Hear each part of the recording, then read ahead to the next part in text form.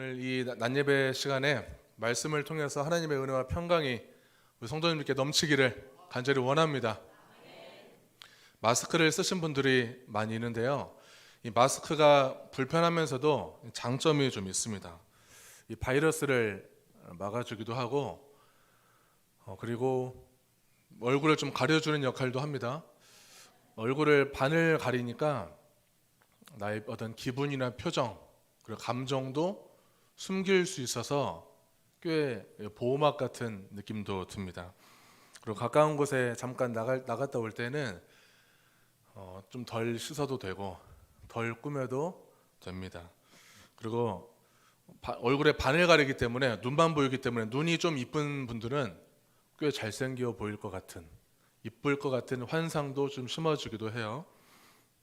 근데 제가 어느 날 어떤 여자 어린아이가 저한테 제가 마스크를 쓰고 있을 때 마스크를 내려보라고 해서 내렸는데요. 못생겼어. 못생겼다고 했어요. 제가 기분 참 나빴는데 안 그래도 못생긴 건 알고 있었는데 못생겼다고 하니까 제가 기분이 참 나빴어요.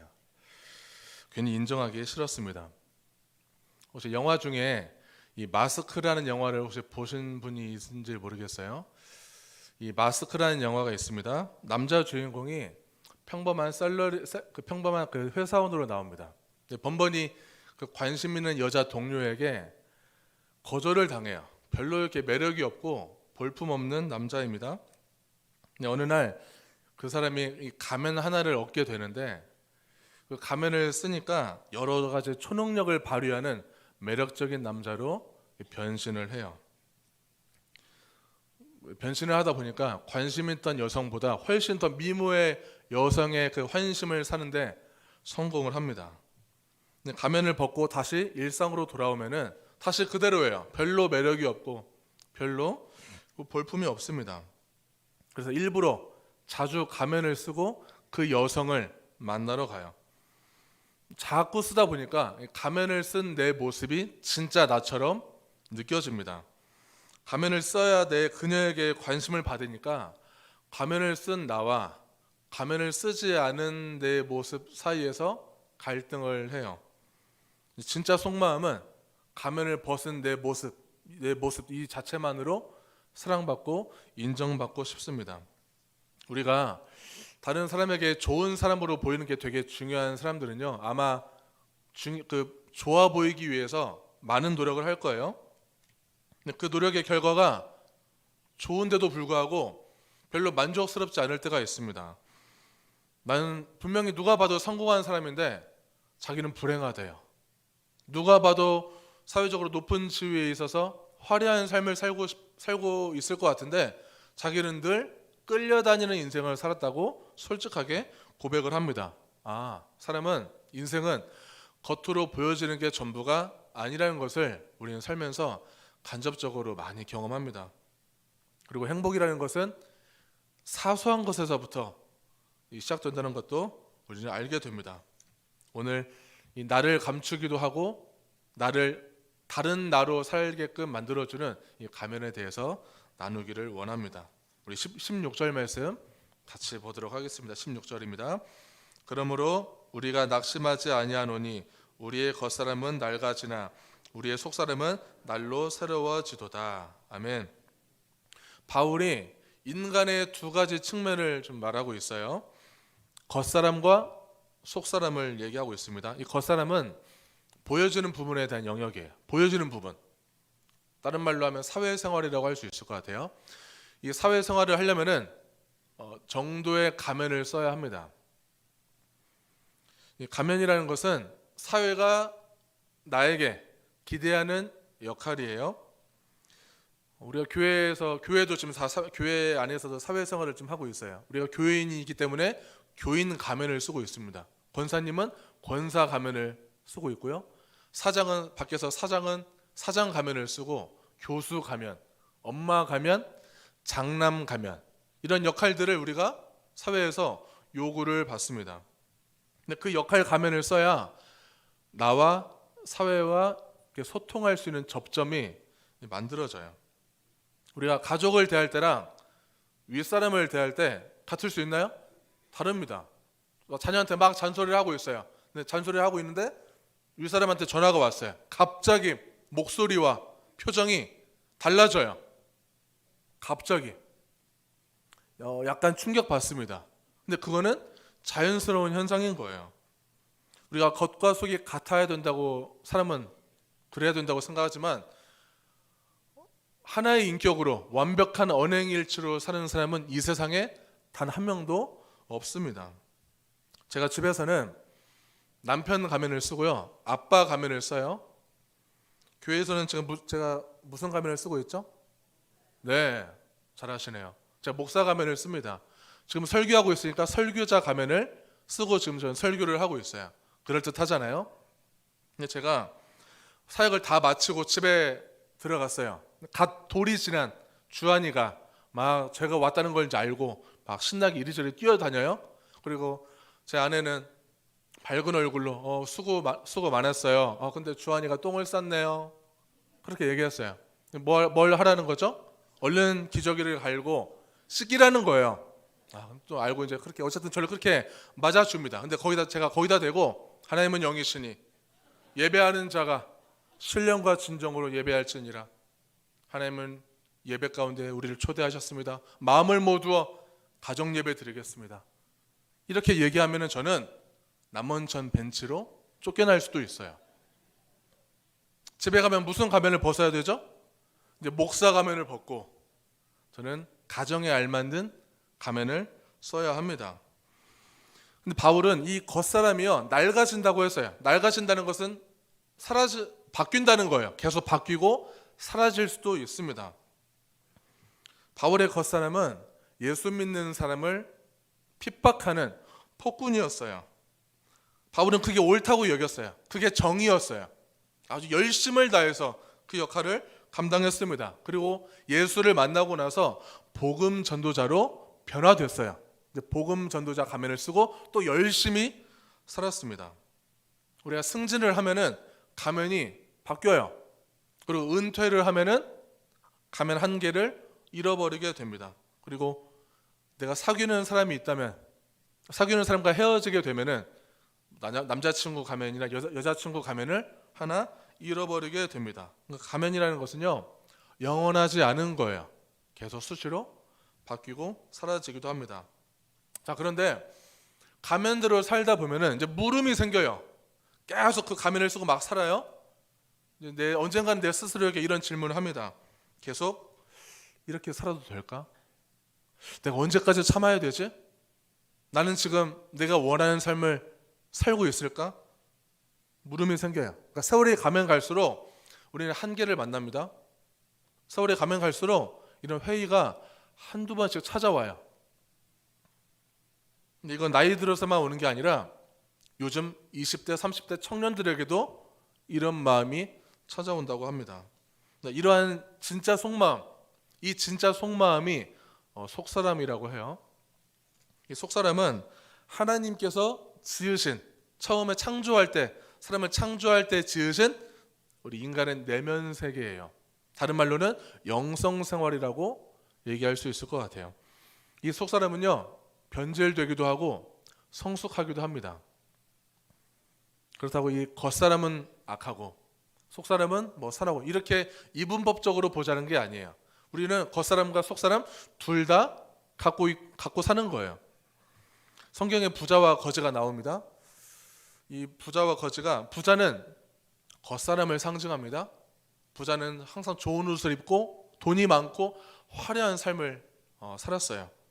이 가면이라는 것은 이력서에 적을 만한 것들이에요. 학벌, 어떤 지위, 어떤 업적 것들, 이런 것들입니다. 근데 거지는요 속사람을 상징해요. 거지는 부스러기로 겨우 살아가요. 겉보기에는 별로 볼품이 없어요. 이 내면 세계, 이 인간의 정신, 내면, 영성은 눈에 보이나요, 안 보이나요? 눈에 안 보여요. 이력서에 적을 것들이 아니에요. 근데 부자는 이름이 없어요, 성경에. 근데 거지는 이름이 나옵니다. 거지는 이름이 뭘까요? 풍기교회는 수준이 높은 것 같아요. 성경 통독도 열심히 하시는 거 보니까 성경을 많이 하시는 것 같아요. 맞아요, 나사로예요, 나사로. 그러니까 이름이 있다는 것은요 이름은 정체성이에요. 정체성. 그러니까 속 사람은 이 참된 정체성으로 잘 살아갈 수 있도록 하나님이 도와주고 계십니다. 부자와 나사로가 이제 죽었어요. 죽고 부자는 음부에 떨어졌어요. 불꽃이 활활 타오르는 음부 떨어지고 나사로는 아브라함의 품에 안깁니다. 근데 부자가 너무 힘들어해서요. 저기 보이는 아브라함 나사로를 보면서 제발 저 손에 물 좀 적셔서 제 혀를 좀 적셔주세요. 이렇게 요청을 해요. 그때 아브라함이 이렇게 얘기해요. 누가복음 16장 25절 말씀이에요. 야 부자 너는 살았을 때 좋은 곳을 받았으니까, 즉 너는 돈에 취해서 살았고 너는 보여지는 삶에 만족하며 살았으니까 지금 괴로운 거야. 이렇게 얘기해요. 부자는 자기가 살아있을 때 자신의 사회생활에서 중요하게 생각해서 썼던 가면이 진짜 나라고 착각하고 살았습니다. 가면은요, 역할은 진짜 내가 아니에요. 가면이 나라고 믿으면, 진짜 나라고 믿으면 진짜 나를 서서히 잃어버리게 됩니다. 여러분 제 인상을 보시면 제가 좀 착하게 생겼어요. 게다가 저희 부모님이 장로님이세요. 아버지도 장로, 어머니도 장로예요. 그러니까 얼마나 어렸을 때부터 착하다, 믿음이 좋다, 열심히 한다. 장로님 밥 안 먹어도 배부르겠어요. 얼마나 행복하세요 이 아들 때문에. 야 문수야 너는 엄마 아빠가 장로니까 얼마나 행복하니? 그래 행복해요. 그래 행복합니다. 다 행복한 건 아니거든요. 꽤 짜증나고 화날 때도 되게 많아요. 근데 그 말을 못해요. 계속 그런 얘기를 듣다 보니까 제 어느 생각 모르게 저에게 가면이 씌워져서 행복한 척 연기하고 좋은 척 계속 말을 해야 되고 그랬습니다. 그러니까 불만이 있어도 뭔가 표현을 못했어요. 계속 저는 그냥 착한 사람으로 보이기 위해서, 좋은 평판을 듣기 위해서, 부모님의 이름을 먹칠하지 않기 위해서 열심히 착한 척하면서 살았어요. 감정을 숨기고 살았습니다. 이 가면을 제가 오래 쓰다 보니까요, 내가 뭘 원하지? 내가 좋아하는 게 뭘까? 내가 누굴까? 제가 누군지를 몰랐어요. 난 그냥 착한 사람이지. 근데 착하다고 생각했는데 제 마음을 좀 들여다보니까 이 마음에 아주 깊숙이 감추어진 시한폭탄이 하나 있는 거예요. 그동안 참고 참았던 폭탄이 있어요. 그 폭탄을 보니까 제가 제 자신이 되게 괴물같이 보였어요. 너 한번 터지면은 장난 아니겠구나, 이런 마음이 들었습니다. 아마 주변에 이런 분들이 있을 것 같아요. 나 국회의원 누구랑 친해. 나 이런 사람이야. 나 우리 자녀들이 나 이거 해줬어. 나 정말 바닥에서 시작해서 완전히 자수성가해서 성공했어. 내 경험이 다 오라. 내 말대로 해. 이런 분이 있을 겁니다. 이렇게 큰 소리 치는 분들은 그걸 내가 내세우지 않으면은 정말 초라하고 열등한 이 내 자신을 감출 방법이 없는 거예요. 그래서 막 큰 소리 치는 거예요. 그래서 막 그걸 가지고 내세우는 거예요. 성경에 이런 사람이 있어요. 성경에 아주 이런 대표적인 그런 인물이 바리새인입니다. 바리새인이 남에게 보이기 위해서 금식 기도를 열심히 합니다. 남에게 보이기 위해서 11조를 해요. 율법을 철저히 지키는 이 경건 가면을 쓰고 신앙생활을 합니다. 남을 정죄해서라도 자기 자신을 돋보이려고 해요. 그러니까 나를 억누르고 감출수록 내 자신을 돌봐주지 못하고요, 계속 내 자신을 부정하게 돼요. 내 마음속에 어두운 마음들이 막 생겨요. 이걸 그림자라고 합니다. 그림자. 어두운 거예요. 어두운 감정, 어두운 내 모습, 뭔가 오픈하기 좀 꺼리는 것들, 그런 내 마음속에 있는 것들이에요. 그들의 그림자, 특히 이 바리새인들의 그림자는 매우 초라하고 열등했어요. 그래서 꽁꽁 감췄어요. 감추는 방법들이 똑똑하게 철저하게 율법을 지키면서 남을 정죄하면서 사는 방법이었어요. 그게 그들만의 가면이었습니다. 예수님이 그걸 건드렸어요. 그 꽁꽁 감춰놓은 것들을 예수님이 수면 위로 끄집어내니까 분노해요. 깜짝 놀래요. 근심하고 떠나요. 그리고 이걸 들춰냈던 예수님을 죽이려고 합니다. 누군가가 나를 화나게 했는데 참고 웃으면서 비위 맞추는 그 가면을 많이 쓰면요, 우리 마음에도요 분노와 수치심이 쌓여요. 이게 그림자예요. 가면을 쓰면은 뭐 장점도 있습니다. 사회생활을 버틸 수 있는 장점이 있어요. 근데 가면을 쓰다 보니까 여러 가지 가면이 있겠죠. 우리는 한 사람한테 여러 가면을 막 쓰다 보면은 그만큼 점점 그림자도 쌓여요.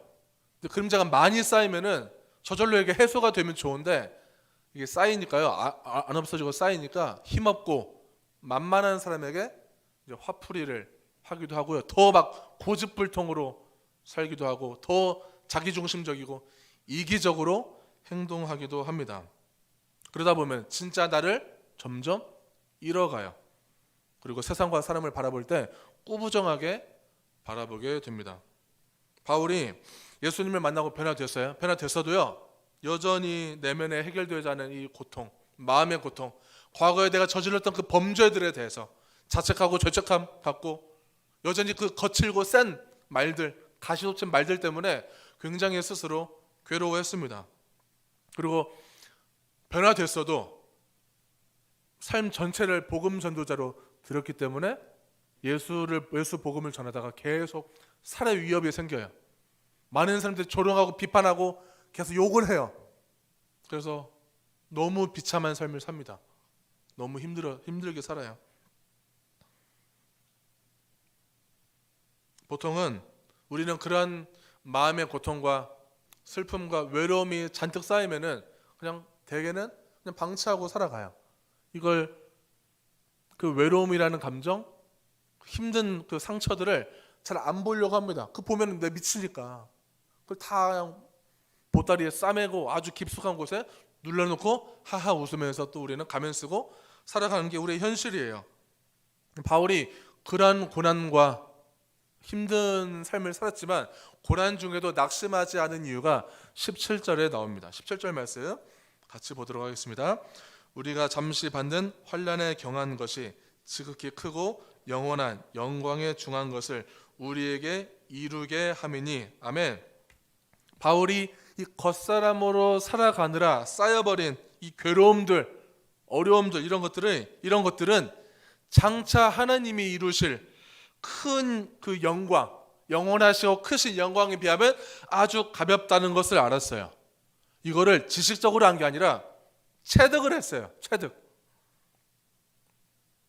바울의 내면에 드리워진 그림자를 만나줬어요. 바울은 자기 마음속에 있는 그 괴물 같은 내 모습, 상처 입은 내 모습, 우울하고 위축되어 있는 내 모습을 하나하나 만나줬어요. 만날 때는 괴롭죠. 힘들어요. 제일 보기 싫은 내 모습이니까. 근데 만나면 만날수록 이게 얼마나 가벼운 건지를 하나님을 통해서 알게 됐습니다. 그림자는요, 보기 싫은 내 모습이에요. 누군가를 질투하는 내 모습이 되게 막 짜증나요. 외로움을 타는 내가 막 싫어요. 이게 해결이 안 되면 계속 쌓여서 삶에 아주 무거운 짐이 됩니다. 바울은 날로 새롭게 하시는 그 하나님을 신뢰하면서 그림자를 대면했어요. 그림자를 만났고 쳐다봤어요. 내 안에 이런 것들이 쌓였구나. 근데 이런 그림자를 대면하려면 뭐가 필요할까요? 용기가 필요해요. 힘도 필요해요. 우리는 지금 하루하루 사느라 지금 바빠 죽겠는데 이런 작업들, 이러한 만남의 시간을 할 시간이 여유가 뭐 얼마나 있어요. 우리가 따로 시간을 두지 않으면, 시간이 많아도 용기가 나지 않으면 할 수 없는 거예요. 그런데 바울은 용기를 내서 하나님을 전적으로 신뢰하고 만났습니다. 근데 막상 대면해 보니까 내가 겪은 아픔들, 슬픔들, 이게 아무것도 아니라는 것을 알게 됐습니다. 어떤 행복 전도사로 유명한 한 강사가요, 수년 전에 극단적인 선택을 했어요. 우리는 그런 기사를 접하면은 제일 먼저 드는 생각이 행복을 전하는 사람이 어떻게 그런 선택을 할 수 있어? 제일 먼저 드는 생각이에요. 그러니까 행복이라는 가면 속에 드리워진 그 슬픔과 불행 이런 것들이 있기 마련이에요. 누구나 그렇습니다. 그 사람만 그런 게 아니라 그거를 내 것으로 인정하는 게 되게 중요해요. 우리가 개그맨들 TV에 많이 나오는데 개그맨들을 보면 행복해 보입니다.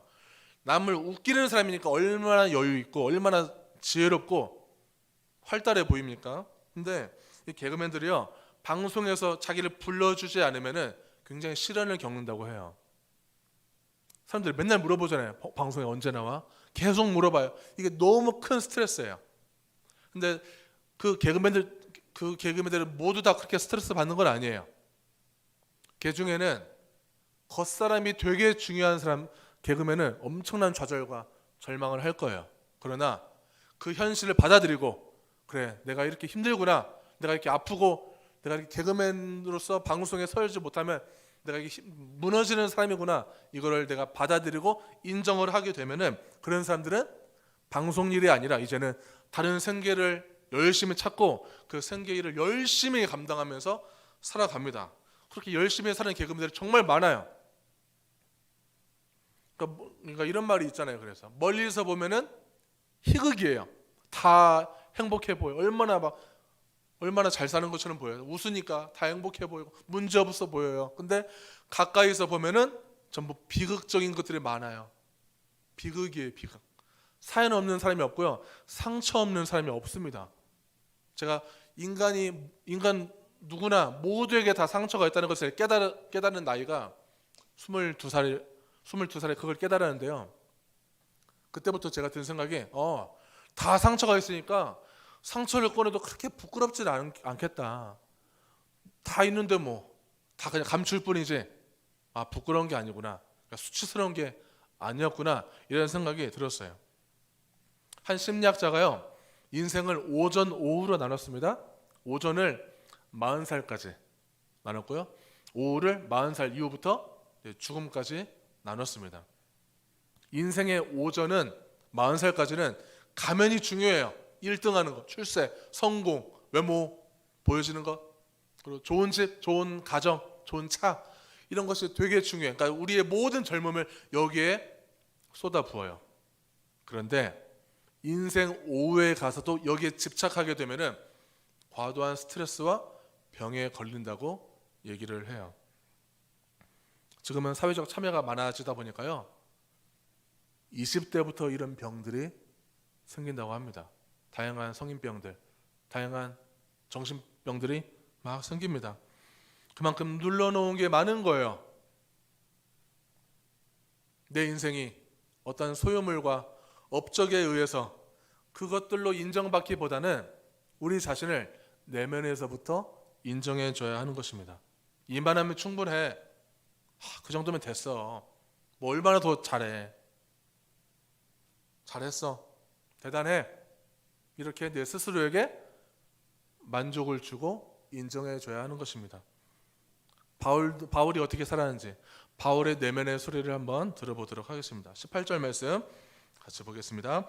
우리가 주목하는 것은 보이는 것이 아니요 보이지 않는 것이니 보이는 것은 잠깐이요 보이지 않는 것은 영원함이라. 바울은 눈앞에 일시적인 그 고난보다, 그 아픔보다 전체를 봤어요. 멀리 봤어요.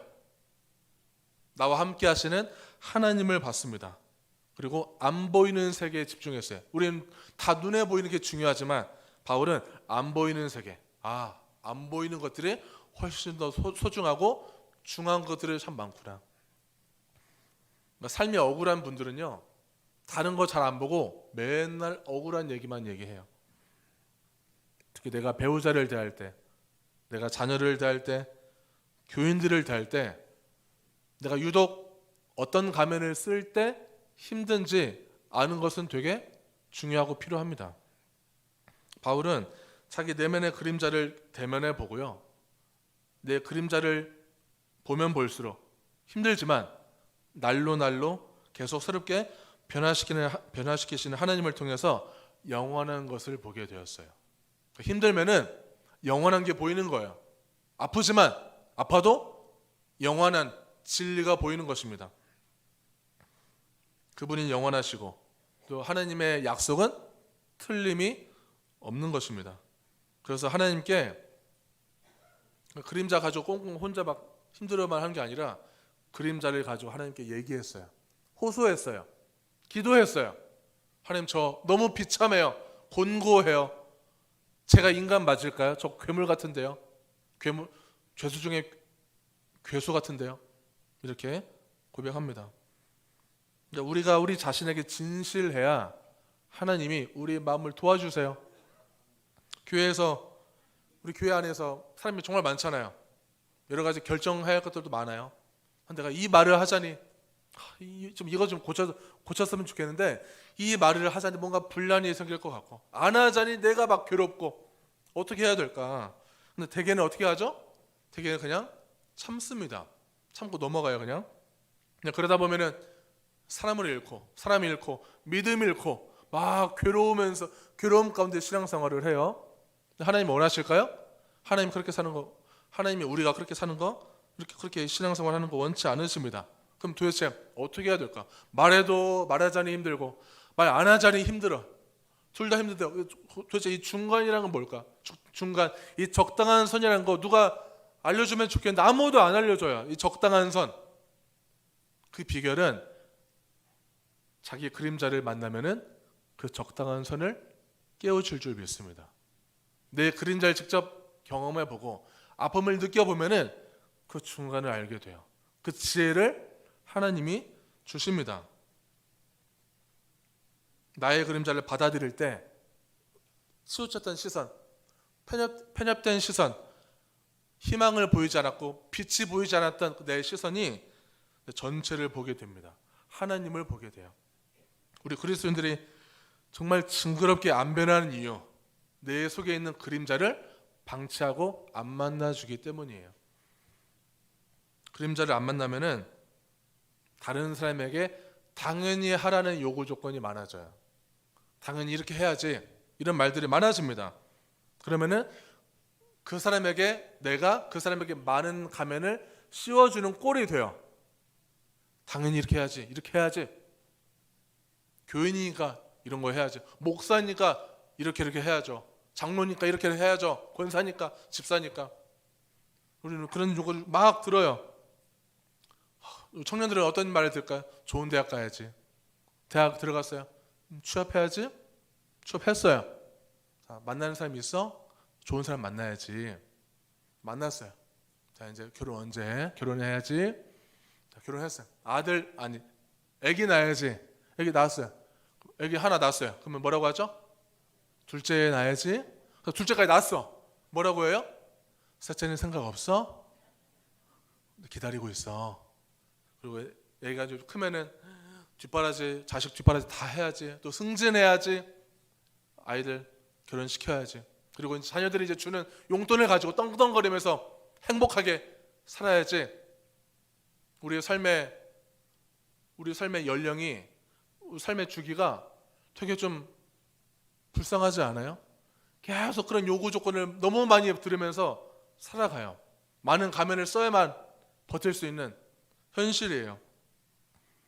너무 많이 가면을 쓰면 쓸수록 그만큼 그림자도 많이 생겨납니다. 그래서 요즘 많은 청년들이 사람을 아예 안 만나려고 해요. 혼자 있으려고 해요. 1인 가구가 엄청나게 많아졌어요. 아예 관계조차 맺고 싶지 않아요. 다 성가신 거예요.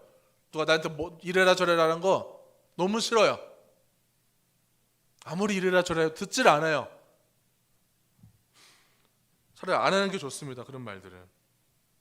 근데 이 그림자가 정말 해결돼야 되는데, 이 그림자가 해결이 되면은 우리가 가면을 썼다 벗었다를 아주 편하게 자유자재로 알맞게 할 수 있는 힘이 생깁니다.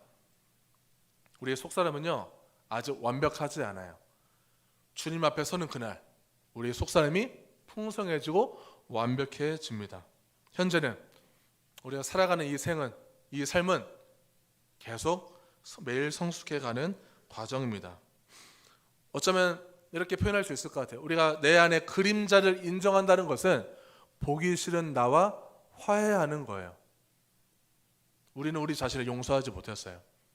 그렇게밖에 살지 못한 내 모습, 힘들게 살고 당하고만 살았던 내 모습 얼마나 불쌍하고 힘든데 내가 내 자신을 다독이기보다는 너희 병신같이, 이 쪼다같이 내가 내 자신을 그렇게 몰아서면서 우리는 나를 짓눌러요. 그렇게 우리가 말을 합니다. 더 이상 다른 사람의 기대에 부응하기 위해서 또는 내 자존심을 지켜내기 위해서 내 이익만을 위해서 다른 사람을 아프게 하는 일을 이제는 멈춰야 합니다.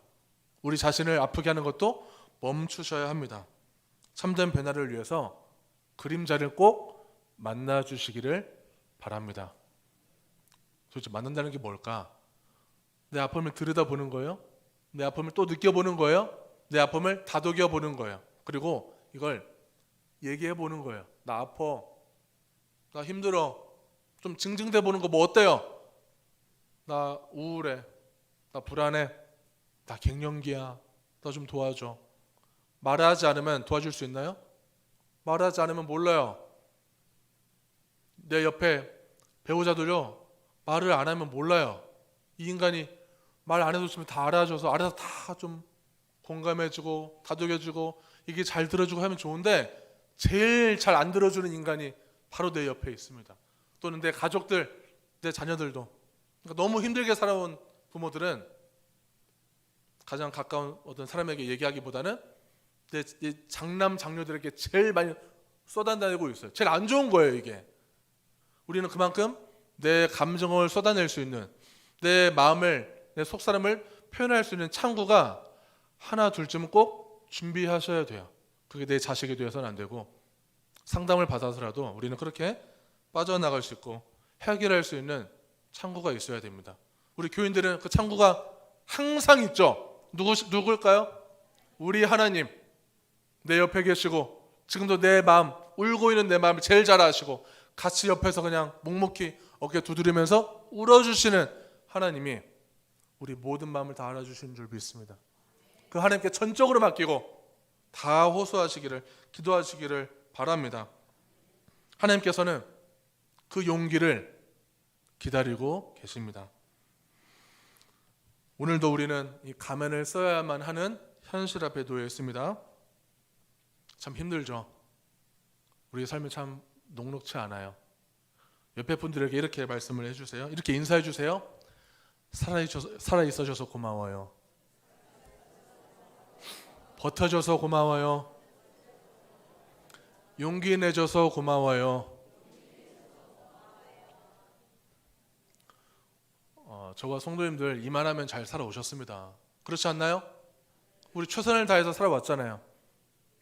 이게 최선이었어요. 결코 가면은 영원하지도 않고 근심도 영원하지 않습니다. 시련도 영원하지 않아요. 분명한 것은 시련은 이미 일어난 일이고요. 그리고 앞으로 잠깐 생길 것입니다. 그리고 그 시련이 우리 성도님들의 삶을 더 복되게 할 것입니다. 가면 뒤에 감춰진 그림자에 집중해 보시길 바랍니다. 좀 쪽팔리고 체면이 깎이고 가오가 꺾인 내 모습이어도 드러내시길 바랍니다. 자신과의 참된 화해를 통과하는 순간, 내가 내 자신을 정말 용서하는 순간 하나님께서 준비하신 크고 영원한 그 영광이 기다리고 있습니다. 하나님께서 우리를 먼저 인정하셨어요. 우리의 그림자마저 꼭 안아주고 계십니다. 마음에서 울려 퍼지고 있는 그 사단의 소리들 거기에 속지 마시고 내면에서부터 하나님의 그 은혜와 말씀으로 매일매일 새롭게 변화되기를 축원합니다.